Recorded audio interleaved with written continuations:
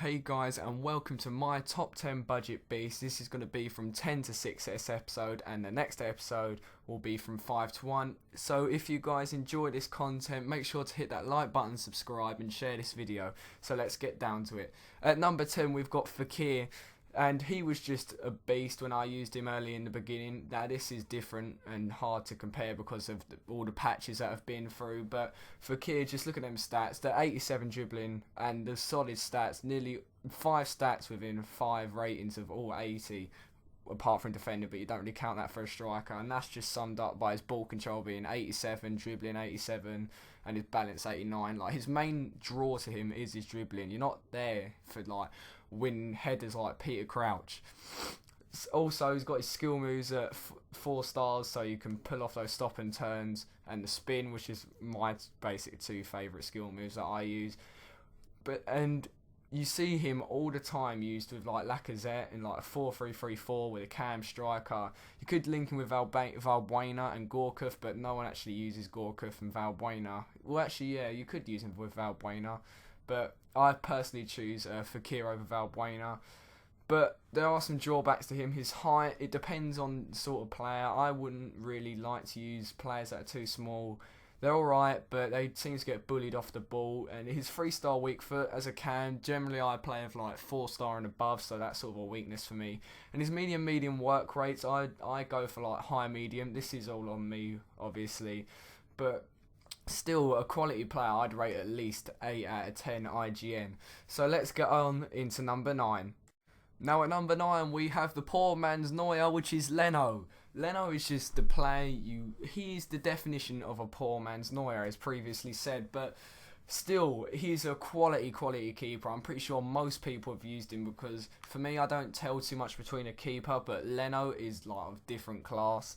I mean, obviously, the main stats I look for in a keeper is just diving and reflexes and a bit of handling, but other than that, still, Leno's got all-around quality stats. I mean, if you look at his pros and you look at his weak foot, obviously 1-star skill level, I don't know why I put skill level, skill moves for a goalkeeper, it's always going to be 1, but I think there was one in FIFA 14, some Mexican one in Ultimate Team, it was like 2-star skill moves. But anyway, back onto Leno. Obviously he's got good links with his nation and league, obviously being in the German, you can get quite a few hyperlinks. Good weak foot being 4 stars, and I think it was only 2.5k. This seems quite a bit expensive for me for Leno. I usually pay like a K for him. He was actually the first player I packed on FIFA 16 worth anything. He sold for 14k, so that shows you the market change. But however, he's only 6'2", so it's nothing amazing in height. And the average club, obviously it's not Neuer. With Neuer, you half pay for that hyperlink with Boateng. Well, his stats are obviously great, but that Boateng link is just great for building teams. So the reason why he's above Fakir is because he's second to only Neuer. I mean, you can't exactly do much more than that. So let's move on to number 8. Now coming in at number 8, we have Cassar, whatever you want to call him, and I've just noticed that I've not done the font for this colouring. The font for this colouring. The colouring for the font. There we go. But anyway, for Cassar, there's nothing much to say. You want to take down Aubameyang, Walcott. Here you go. Step 1, you run. Step 2, push and pull. Step 3, it's a foul or you won the ball. Bars. But anyway, that 87 trio of marking, stand tackling, slide tackling, that's just his main stats pretty much. And his jumping, surprisingly, 93. Apparently, we've got Michael Jordan on the field. So they're pretty much all of his pros, and his medium-high work rates is obviously key for him, as he's pretty much a sweeper. But some drawbacks, poor country. I don't mean that in economic value. Don't go roasting me in the comments for saying Uruguay is poor. I'm not really sure if they are, but my geography should help that, but I doubt it because all we learn is trees and colouring maps. But then the main downside of him is, why not Chiellini or Barzagli? Like, I can understand like the point of having him in a free back, but personally I don't play any free back at all.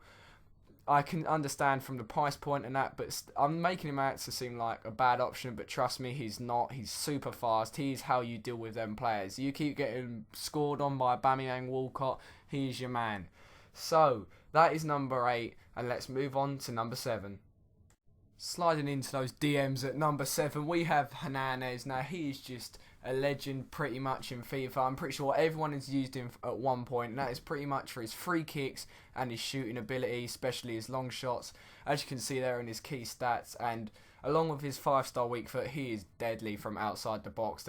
Your opponent will not know which way to go if you combine him with some step overs.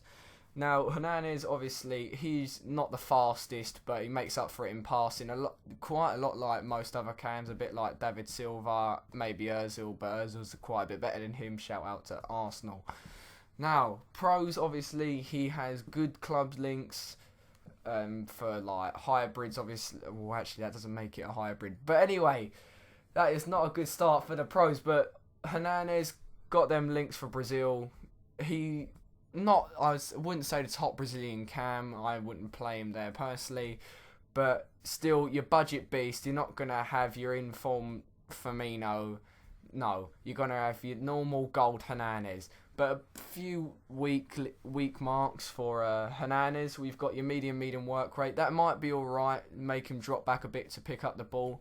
Slow is sort of subjective. Like, people might want to have fast cams, some people might want to have slower cams, or it doesn't really bother them.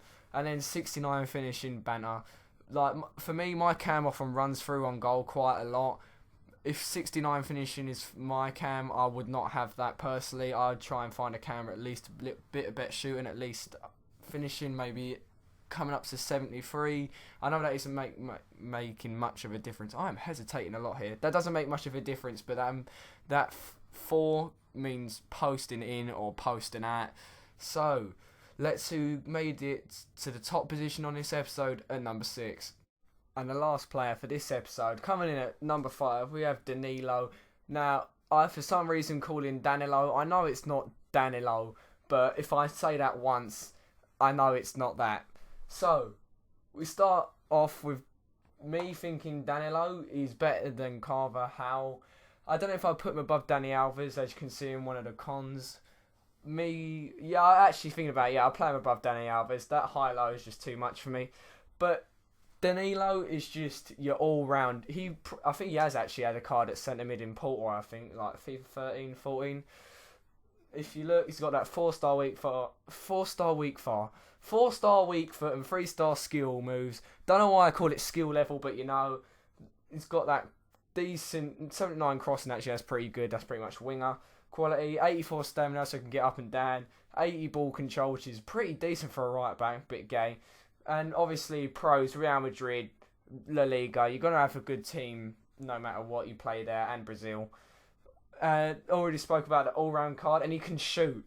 That is an underrated fact of Danilo.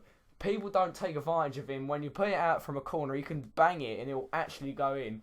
And yet he's still defensive-minded. But high, medium, that's pretty much for most right backs. So I'm not really sure you can count that as a disadvantage.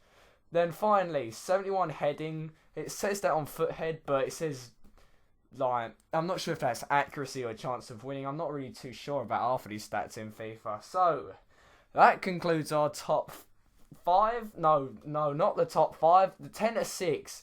The bottom 5 of the top 10. So, if you guys have enjoyed this, once again, like, comment, subscribe, and share this video, Facebook, Twitter, whatever you want to do. My name is Sam, and stay tuned for the next episode. Sorry for the stuttering, and I'll see you next time. Bye-bye.